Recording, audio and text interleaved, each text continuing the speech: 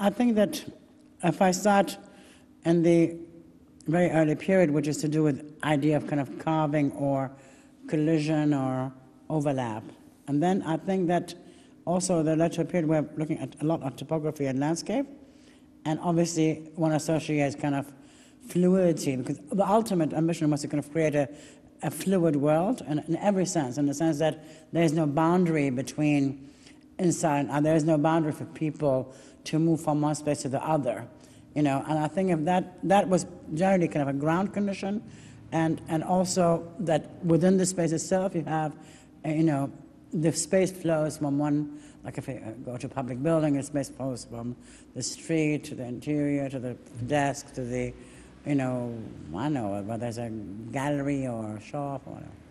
So I think that the idea to achieve fluidity, and not literally trying to imitate nature, but we are inspired by these natural phenomena. And I think now through computing, it is easier to achieve that level of complexity and fluidity at the same time. I think you can create the shapes without the technology, but I think in the technology managed to refine them, and allows you to have much more variety and incredible richness. Analog drawing, I think you can do it, but would not be so refined, And it's the same thing when you take a piece which has been like done by hand. It has, in some cases, if it has a mistake, it's nice, but if it has a mistake, it might not work.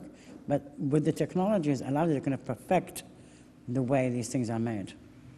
Architects are very fashionable.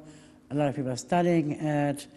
But also there's a respect for the architect in the sense that, not to change the world, we haven't got there yet, but there is a respect in the sense, they can make actually interesting building. Not everything architects do is bad. They can help in the environment. So I think that changed a lot in 20 years. It's amazing.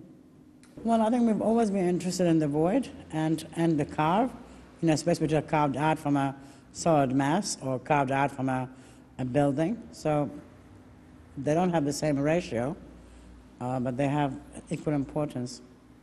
I mean, if I'm talking about carving out a big space within a building to make it a public domain, they are very important. Marseille is a tower for a very big shipping company on the port.